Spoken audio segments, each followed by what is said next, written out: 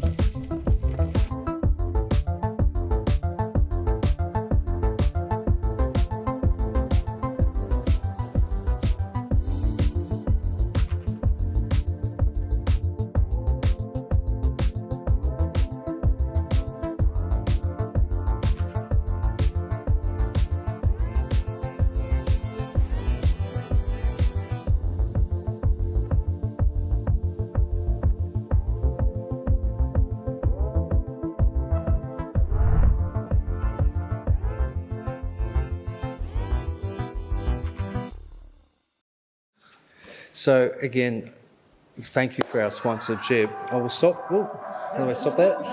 Don't want to go into the next YouTube video. So again, we couldn't have done this without sponsors, and we've had such a long relationship over the last 3 to 4 years. It's been fantastic. So I'd just like to introduce Zoë, who's actually at the podium. I'd like to introduce Zoë, who's going to be our first speaker. Zoë's actually a staff member in the school. She's one of our professional teaching fellows who does an integral job of running our urban planning studios. So she's the program director, director of the studios. She's a graduate of the school. She has a planning degree and an urban design master's, and she's also a landscape architect. She's got over, I won't say how many years professional experience, because she's 25 years old, of course, but a long and distinguished career in practice. And she works, as I say, 0.5 for us, which brings that really critical skill of her professional experience into teaching into our students.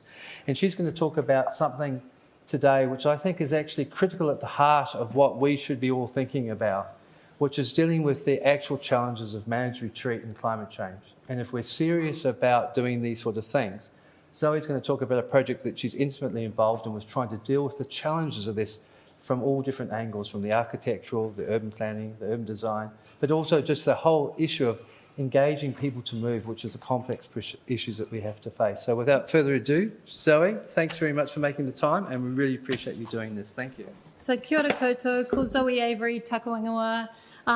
Like Lee said, my background is urban design, urban planning and landscape architecture, and I'm lucky enough to work here at Te Pare, the School of Architecture and Planning, the Faculty of Engineering and Design, and also I'm director of the Urbanist, where we focus on lots of different strategies, from helping some amazing people at Tātaki Auckland Council with thinking about nature-based solutions for some of our incredible infrastructure that we have in Tamaki Makaurau, to working on the Blue-Green Network for Auckland region, which has been amazing, to this project up north, which is a great project. Our client is Northern Regional Council, but it's also the hapu up in Whirinaki. Our client is Northern Regional Council, like I was saying, but we're also like a typical project where you've got a project for, say, the Auckland Council.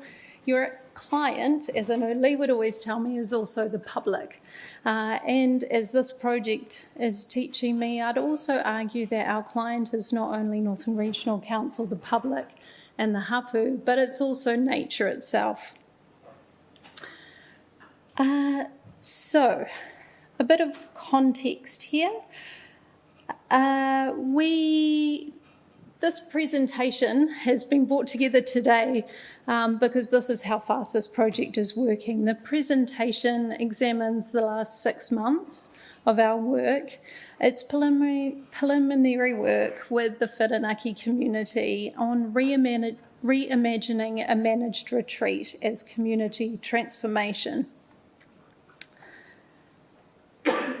It addresses 80 households. That's 232 people. So these people are currently residing in a 10% annual exceedance probability flood zone, where the water depths can reach 7 metres in some locations in extreme events. The conventional approach would be to relocate these households individually, and that would, as you all know, fragment a community centred around 3 marae.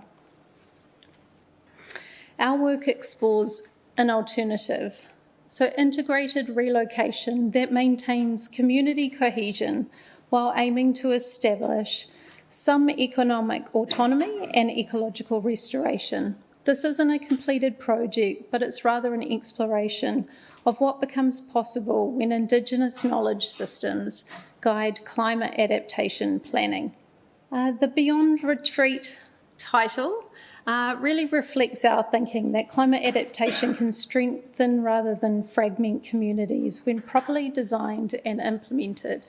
This graph always gets to me. The data is really unambiguous. Since I've been alive, we've actually had a 70% decline in global wildlife populations, and I'm not that old. In New Zealand, climate change is increasing both the frequency and the severity of extreme weather events, yet our economic models fail to account for these realities. Nobel laureate Thomas Schelling noted that climate change is less problematic in the US compared with developing nations because agriculture represents only 3% of GDP. This illustrates a fundamental disconnect. Economics treats nature as contributing around 2% to human welfare, when in fact every economic product requires energy inputs and generates waste outputs.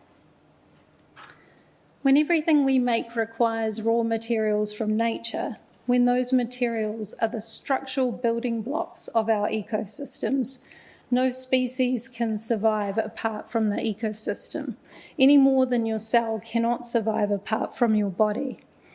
As ecological economist Josh Farley demonstrates, current economic models violate basic physics. They assume production can occur without raw materials, making pizza with just bigger ovens and more cooks. They ignore that there are no substitutes for energy except other energy. You cannot do work without energy. Every house we build, every road we pave, and every flood wall we construct.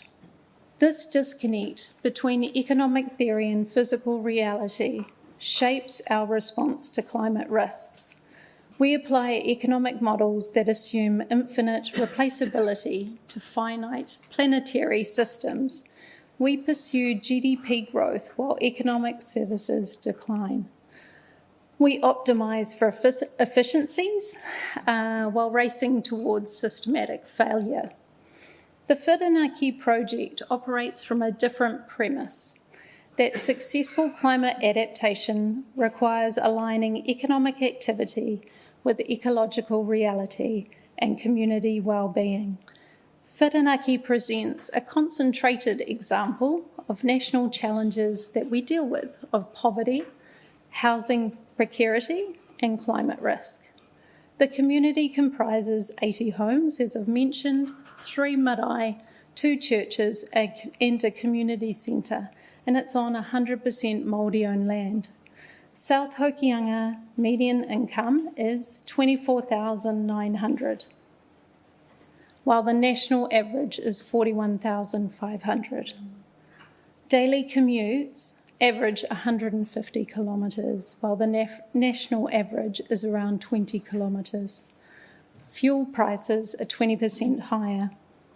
78% are rated as having a deprivation index of 10, the highest level of socio-economic disadvantage according to the New Zealand Deprivation Index. Flood risk analysis by Northern Regional Council indicates 10% AEP events, so that's a 1 in 10 year probability, regularly inundates the valley.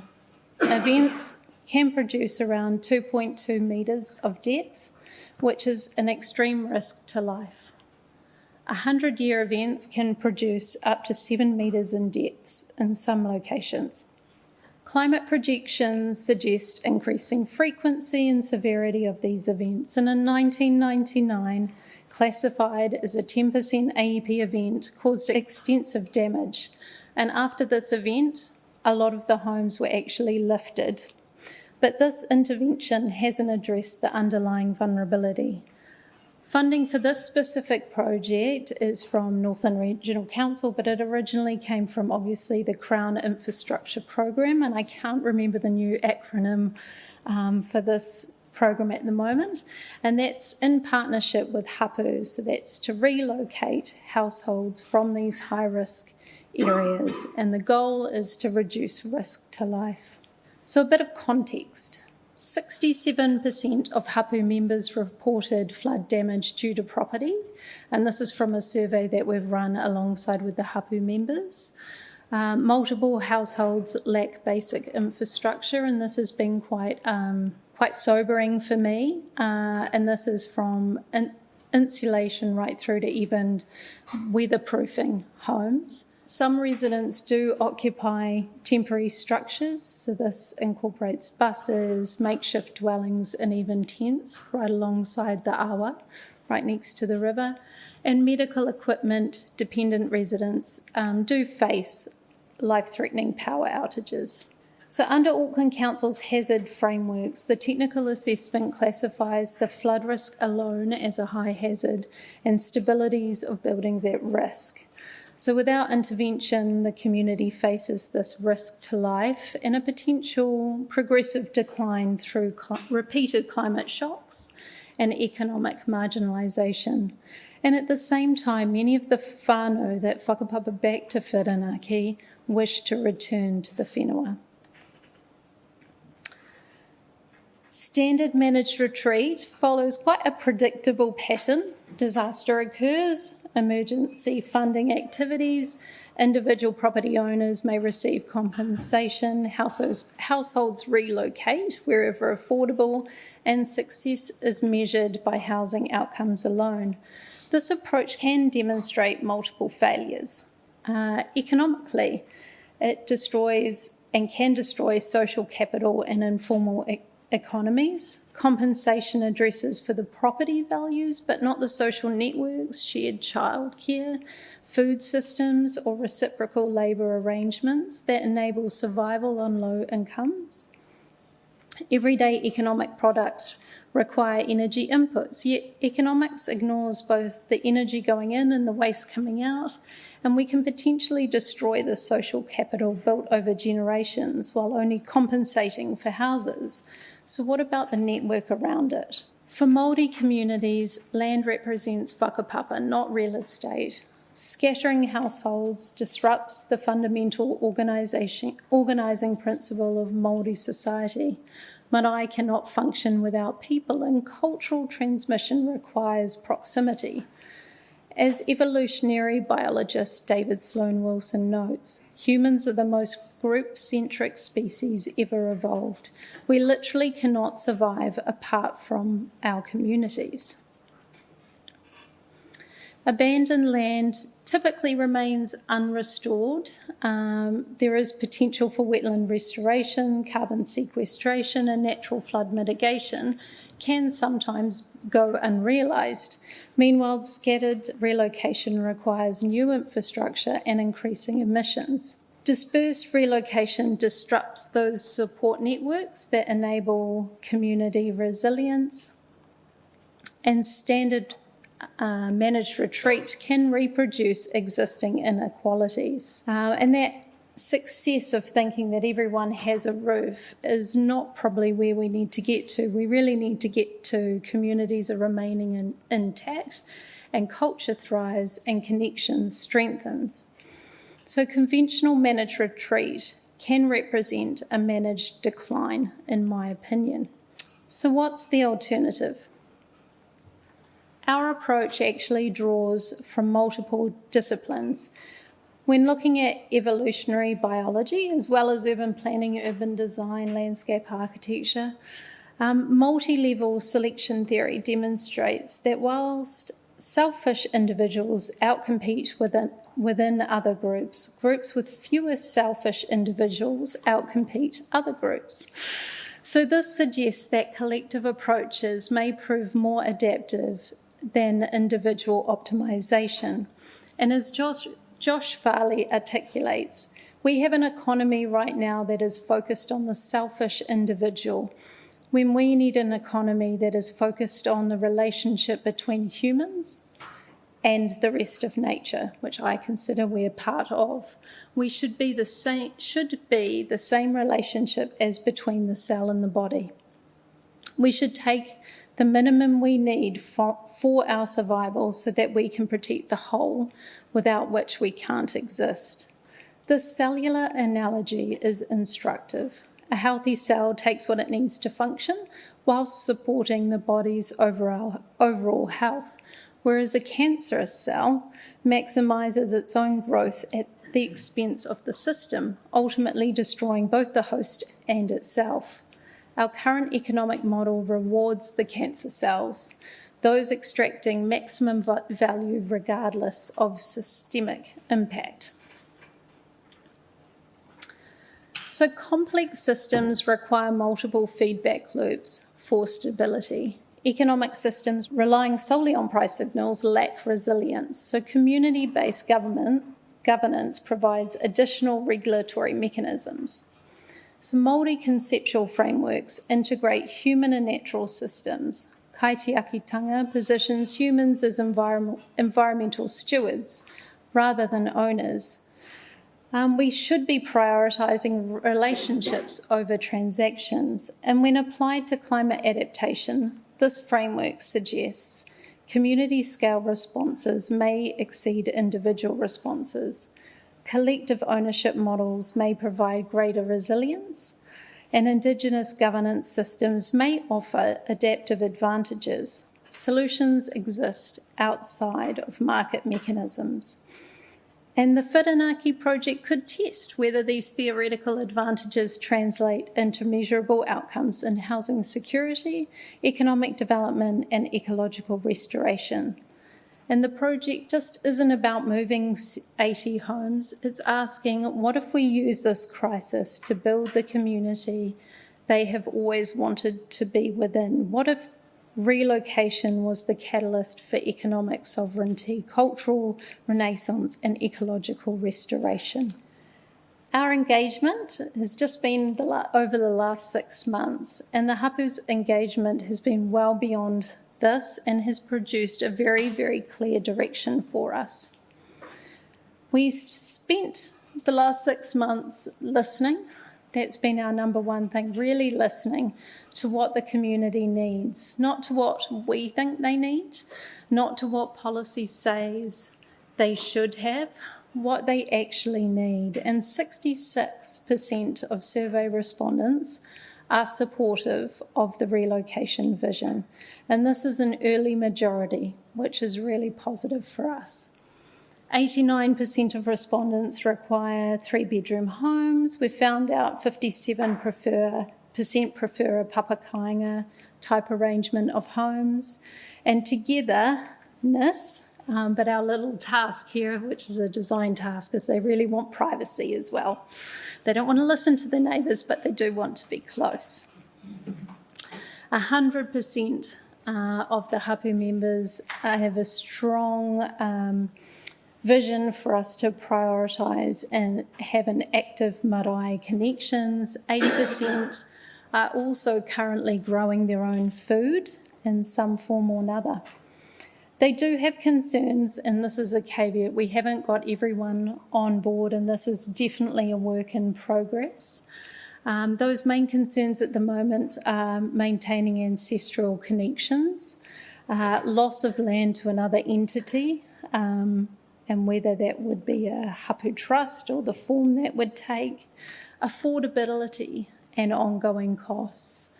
A lot of people within the hapu are not paying a rent or a fee, and governance and decision-making rights and equal speaking rights, and also understanding the timeline and staging. This data, along with much more, has informed our subsequent design decisions. And this is probably in the wrong order, because the biggest one here, which is keeping people up at night, is the risk of another flood. We've heard lots of stories of when that 99 flood came through. They had less than 30 minutes to get out, and within those 30 minutes they were getting out on dinghies. So people are nervous. This isn't consultation where we tick boxes and then we just do what we've planned anyway. So we're really listening here to see how things can be done differently, and if we help co-create or allow them to co-create, where the community knowledge can shape every one of their decisions. I think the interesting thing from the surveys, and I think we've had probably about 12 hui, and I think I had a run last week of 7 nights in a row as well. Just me understanding that when you truly listen, you don't just hear about the community's problems, you actually you hear about the solutions from them. They tell you the solutions through the kaupapa and the stories, which has been quite inspiring for us. From listening to these conversations, 7 design principles have emerged, each rooted in tikanga. And this isn't cultural decoration. Tikanga is the planning framework for this project. Whakapapa, maintaining connections across time, past, present and future. And the new site extends the story that is part of this, not separates it or isolates it. We're not having isolated houses on separate sections. Designing for relationships, clusters of homes that strengthen whānau bonds. Not isolated houses, as I've mentioned. Really thinking about how every design decision considers environmental guardianships.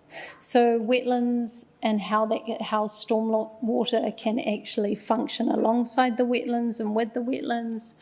Native plantings for biodiversity and solar panels for energy resilience. And providing warm, dry homes, welcoming homes that uplift whānau well-being. Self-determination through collective ownership. This is really key, alongside safety from flooding, but also providing safe spaces for people to play, for gathering, for living fully, and designed around nature and people as part of nature and not designed around the car. The layout itself embodies spiritual values, and this isn't just where people live, it's how people live. And creating a heart for the community that functions similar to a modern marae or whare wānanga, and having community-centred design at the heart. Through all of this has really been considering as well sustainable economic opportunities. And MHUD, the Ministry for Housing and Urban Design, they have actually asked us to consider that economic opportunities. So I'll just take you through a little flyover. We've developed master plans for 5 of the sites that allow us to progress the low-hanging fruit first, while more complex sites are phased to come later. And this means that each site can move forward separately from the other, allowing the urgent relocation of the most vulnerable in the shortest time frame. This isn't a one-size-fits-all. It's modular homes as well, flexible and scalable.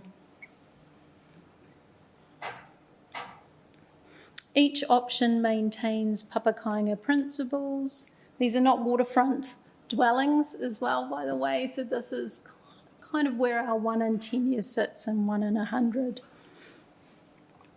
Whānau housing is arranged in groups that support extended family living. Each group includes a mix of houses, as you can see here, for different housing needs. Kaumātua having the most accessible homes, not designed around the car parks are on the outside and all of the driveways and parking. In some homes, we've just got plans in literally this morning for 5-bedroom modular homes with 1-bedroom connections, so people can age in place, or for people like me, when the teenagers become old enough, maybe you could move into that space. Shared outdoor spaces between the homes are really there to create opportunities not only for interaction, but also as a place for retreat and privacy. So really considering the landscape and using productive food, not only in designated marakai and other areas, but within this development as well, within the actual clusters. A central community space similar to a whare within the middle of each of these clusters, so 10 metres by 10 metres. This is supposed to be a multi-purpose building for hui, for celebrations. It might be considered a space for people to work, and these are all adjacent to outdoor areas. And having a multi-purpose community building, each of the clusters will have one of those, and the main purpose of that, whichever one of these comes forward in the first phase, and that will act as a civil defence space in the first instance. Having community meals in there, so kitchen facilities are really important as well. Connected pathways around, so walking, cycling, bridle trails within the development, but safe routes for tamariki to move independently, and clear connections to those important cultural sites, and really thinking about those interstitial spaces actually being able to be provided for natural play as well. Our assessment for where we've got to at the moment with our master plan has really been guided by a geotech. Lots of the land is moving, so there's actually only a limited amount of land that's suitable for placing dwellings on, even just these one-storey buildings. Also thinking about productive land, so not putting any of the buildings within any productive land. And if people choose to come up from the flood zone here, then the houses would be retired, and then that space could be considered and gifted over for marakai and for the next phases. Ecology is also really important around Whirinaki, and they have actually designated their marine area, so no commercial fisheries can go in within that area anymore. So this is something that can sit alongside potential ecotourism. This is not a flat build development, so this is working with the contours of the land as well, really considering how the whenua works. There's lots of pa sites and lots of cultural sites around here. Our next stages that we've started, maybe a week ago, is really thinking about the different land uses, how this works with the economic reports, how this works with the jobs, and really thinking about infrastructure not being hidden, being celebrated, solar panels and batteries making energy visible, wetlands treating water while creating habitat, and food forests feeding families while sequestering carbon. And this is what climate adaptation looks like when communities lead beautiful, functional and cultural and regenerative co-design. So how is this all going to work? Well, implementation balances urgency with patience. People are at risk now, but we understand that transformation will take time.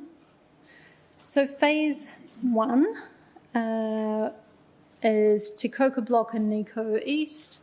So starting with around 20 homes. So these are the people that have been considered most vulnerable and are really keen to move straight away. So we're talking about Kaumatua, whose medical equipment fails and power cuts, families with young children, in homes with rotten walls, and those in the deepest parts of the flood zone. The investment here would be around 14.9 million. This isn't about just moving houses, though it's about establishing core infrastructure that everything else gets built upon. Phase 2, so in an ambitious world 2027, 40 more homes, the majority of the relocation, 29.8 million investment, and by now the first residents are settled, proving the model works. Community facilities will come online and the Kai Collective will start producing.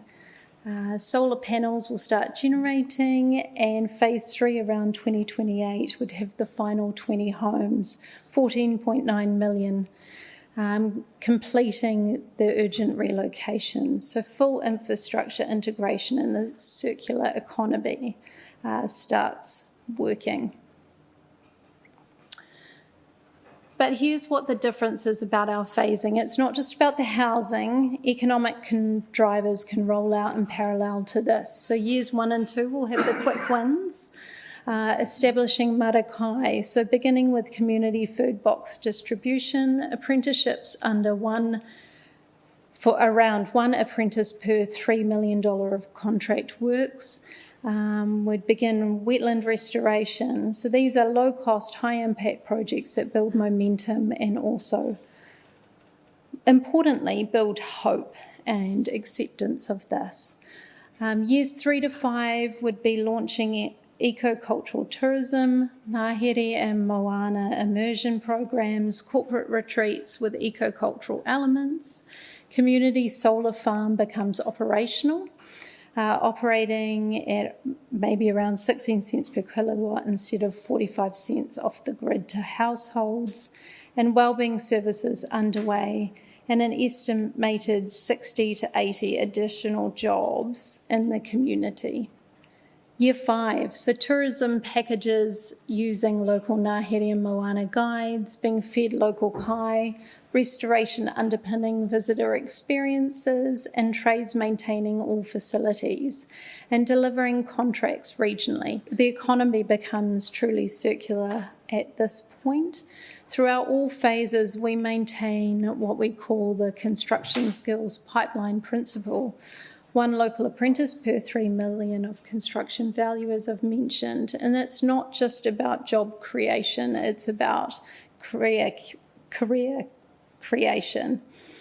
The retired flood-prone land doesn't become a wasteland, so establishment of wetlands and forests, growing the community food here, and this is productive land, natural flood buffers, carbon sequestration, nourishing food, and the land that threatened life becomes the land that supports the life, and that's actually what it used to do. So the Nico site is where an old Nico marae was, and when the road came in, that's when everyone actually moved down towards the road and into the flood zone. Everyone originally actually was up in the higher ground.